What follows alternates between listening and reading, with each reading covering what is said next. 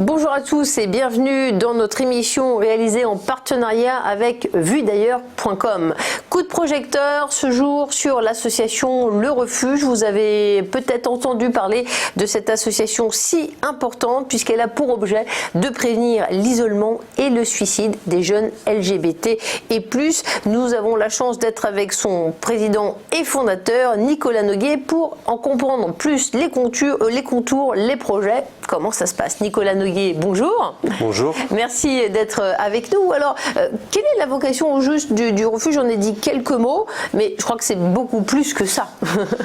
Oui, le refuge, c'est une structure qui a été reconnue d'utilité publique et qui accompagne, qui héberge tous ces jeunes qui se retrouvent en rupture familiale ou en difficulté d'acceptation d'eux-mêmes du fait de leur homosexualité ou de leur transidentité. Donc c'est des jeunes victimes d'homophobie, de transphobie, en situation de rupture familiale. Ce sont des sujets, des cas qui augmentent dans la société française. Depuis combien de temps êtes-vous au refuge et l'avez-vous fondé? Parce que donc, du coup vous avez un regard assez long sur ces phénomènes de société. Oui, je suis au refuge depuis le début. Je l'ai fondé il y a 17 ans maintenant, en 2003. Et c'est vrai qu'on est de plus en plus confronté à ces situations de jeunes qui se retrouvent isolés, en souffrance. Moi, je trouve que la société est de plus en plus individualiste et forcément on assiste à une montée de l'homophobie, mais pas que. On constate aussi de l'antisémitisme, du racisme, toute la haine en fait des autres, de la différence. Elle se retrouve exacerbée au niveau du refuge et on exerce, nous, une mission de protection de ces jeunes. On protège les jeunes LGBT et aujourd'hui on se rend compte qu'on a de plus en plus besoin de nous, malheureusement, alors que ça devrait être le contraire. En 2020, on devrait être une association qui n'a plus tellement de raison d'être, mais malheureusement on des constate rapports qu'on est... dans la société qui sont de plus en plus violents et ça génère de plus en plus de contacts, de demandes auprès de vous. Alors à quel type de personnes s'adressent vos services, si j'ose dire? Qui sont les personnes qui viennent vous voir? Au refuge, on accompagne des jeunes qui ont entre 18 et 25 ans, essentiellement, de toute la France. Ça peut être aussi des jeunes mineurs sur placement du juge des enfants. Donc on a eu des jeunes entre 16 et 18 ans.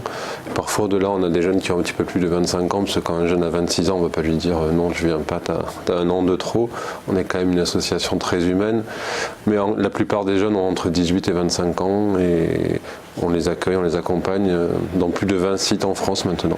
On l'a vu à l'écran, vous avez une marraine extrêmement prestigieuse, Muriel Robin. Comment cette humoriste, cette actrice vous accompagne? À quel type d'action, dans quel type d'action est-elle impliquée? Elle est impliquée très humainement au niveau du refuge. Un exemple au niveau... Le tout premier contact qui s'est passé avec elle était un petit peu magique puisqu'elle était à Montpellier en spectacle il y a 4 ans et elle m'a appelé sur mon portable un matin en me demandant si on pouvait organiser un petit goûter avec les jeunes et elle l'après-midi. Moi au début je ne savais pas si c'était vraiment elle qui appelait sur mon portable, mais bon au fil de la discussion j'ai vu que c'était elle. Elle m'avait prévenu, elle m'avait dit on a vraiment une demi-heure, j'ai vraiment une demi-heure parce qu'après il faut que je passe dans les loges, répéter. Vous ne saviez pas que Muriel Robin prenait des goûters ouais. C'est ça. Et du coup, elle est venue à 14h comme prévu, et au lieu de partir à 14h30, elle est repartie à 17h. Elle a vraiment passé un temps où elle-même s'est confiée aussi. Je pense que ça a beaucoup apporté. Et là, depuis, elle porte vraiment la parole du refuge. Déjà dans les médias, quand elle est interviewée, en ce moment, son actualité était chargée, donc chaque fois, elle glisse un petit mot sur le refuge. Elle vient nous voir quand elle est en spectacle près des lieux où on est implanté. Elle invite les jeunes à ses spectacles. Enfin, c'est vraiment une relation, on va dire, humaine avec... Très bien. Alors, on revient au fonctionnement du refuge. De combien de sites disposez-vous en France? Où êtes-vous présent? Le refuge actuellement est présent dans 20 départements, enfin sur 20 sites en France, donc 18 en métropole et 2 en outre-mer. Et combien de places du coup vous pouvez peut-être pas accueillir? Vous aimeriez accueillir plus de monde? Où en êtes-vous? On a actuellement 160 places d'hébergement, donc on a voulu vraiment, au lieu de créer des grosses structures de 60-70 places par exemple, on a vraiment voulu créer des petites structures pour que les jeunes puissent avoir un accompagnement personnalisé, individualisé. Donc c'est les structures où les jeunes sont hébergés, c'est entre 4 et 20 places à l'heure actuelle, mais on a vraiment une liste d'attente qui est vraiment très importante. On a des jeunes hébergés en hôtel, on a des jeunes hébergés dans les auberges de jeunesse, et on essaye petit à petit d'augmenter la capacité. C'est pas toujours facile, mais on essaye. Alors on en parle en termes structurels, mais il y a des histoires humaines. Auriez-vous quelques exemples de parcours pour qu'on visualise le type de jeunes qui ont besoin de votre aide et j'espère que ça marche. Racontez-nous comment ça se passe. Oui, ça marche. C'est vrai que chaque histoire est unique. On a accompagné plus de 7000 jeunes depuis la création et il y a 7000 histoires différentes et toutes très belles parce que les jeunes sont très courageux. Je pense par exemple à un jeune qui s'appelle Damien, qui a 17 ans, qui est arrivé récemment au refuge, qui est scolarisé et qui était victime d'homophobie au sein de son lycée. Il n'arrivait pas à en parler à ses parents, c'était très difficile. Donc il a contacté le refuge un jeudi, on avait une permanence le soir à 18h. Il est de Montpellier, ce jeune garçon. Oui. Et je lui ai proposé de venir à la permanence du soir.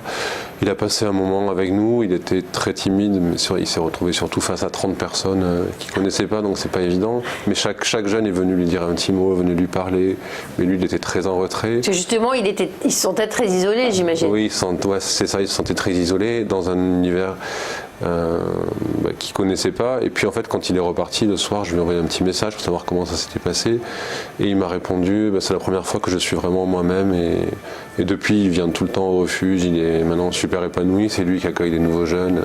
Donc il y a un accompagnement psychologique. C'est essentiellement ça ou il y a même d'autres choses? Vous parliez de sites, donc il y a même des personnes qui ne savent plus où aller ou dormir le soir. Oui, c'est ça. On a de l'hébergement, de l'accompagnement social, de l'accompagnement psychologique, de l'écoute, qui est aussi très importante. Donc il y a des jeunes, vous nous le dites, qui ont repris confiance, qui reprennent confiance avec vous. Peut-être faudra-t-il parler de l'action des travailleurs sociaux. Comment ça se passe? Ça peut être un autre parcours, un autre exemple qui vous vient en tête pour qu'on comprenne visuellement, de manière plus claire, comment se passe votre relation avec les jeunes? Oui, les travailleurs sociaux sont un maillon important au niveau du refuge. On en a plusieurs qui sont salariés dans l'association et qui travaillent aux côtés des bénévoles, mais c'est vraiment important. Je pense par exemple à un jeune qui venait de Royan, qui était tout le temps en fugue. Les fugues, c'est un sujet, je pense, fréquent, donc ça peut intéresser beaucoup de personnes qui nous écoutent. Ouais. Que faire? Et vous avez quelques éléments de solutions, de réponses?